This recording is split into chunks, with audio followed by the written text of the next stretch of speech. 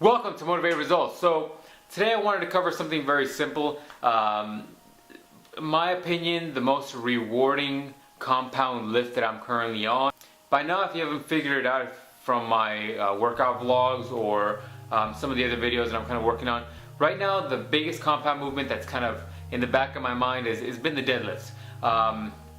For me, there's a number of different reasons why I'm definitely so fond of this movement.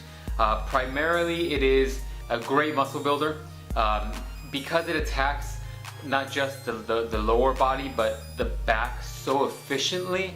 It's such a great movement to just have in your workout, whether you're doing this on a leg day or a back day. The deadlift is such a great movement because it ties in all those little muscles in your back. It makes you kind of put them all together in one fluid movement, and it allows you to really get the most out of your time in the gym.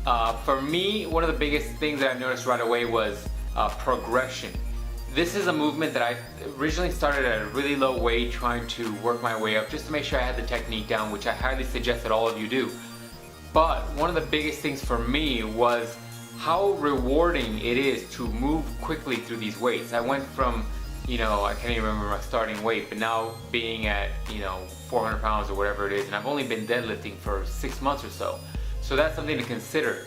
Now, I'm assuming you guys have seen from some of the workout vlogs, there's some definitely progression there, and I want to say that my deadlift has increased at least 200 pounds. With that being said, I haven't deadlifted in, more than 2 years, and even then it was really shitty technique. So for the most part, that's a huge plus, is having that reward built in for getting new weight or new reps every single time. Now at some point that will slow down, but for the most part, jumping so dramatically in the weights is a huge positive.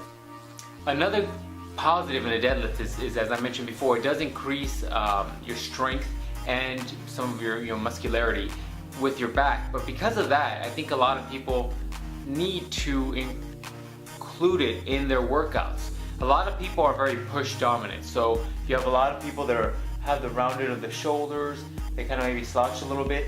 The deadlift, because of the position, I'm watching the camera, sorry guys, because of the position and what it forces you to do, it forces you to bring back your shoulders a little bit and tug at the bar and really whip it back. That attacks your whole back chain, making your traps engage, making your rear delts engage, making your lats engage. It wasn't until really when I started including deadlifts that I really started feeling the lower lats, almost to the attachment point on the lower back. And it wasn't until then that I really felt the muscle sore there. And it was sore there for the first handful of deadlift days. So because of that, I feel this is a movement that should be included in everybody's routine, because just getting yourself to the point where your body is strong enough to kind of correct your posture is a huge benefit. In the end of the day, you're going to see a lot more benefit from your posture correcting than being able to get a couple more reps in a curl rack. Because at the end, your body's gonna feel better. It's gonna sit in a better position all the way around. I think that's one of the things that definitely a lot of people suffer from.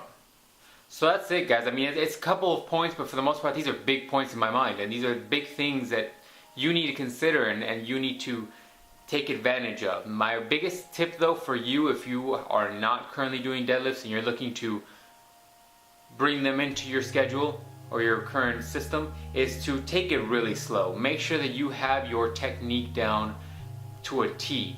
And my technique isn't great, but at the end of the day, I'm still working on it. And actually, if you can, film yourself as I do with some of my vlogs, because that has really allowed me to see a lot of holes and a lot of errors in my technique that I usually wouldn't have been able to see because of focusing on pulling the weight or focusing of my head being in a certain position. You're never going to be able to really see your back or how low you're getting or any of that good stuff. So those are my tips for you. Take it slow. Make sure that if you can, film it just so you can kind of see your own technique. But for the most part, throw these into your workout. You're going to see huge benefit to them.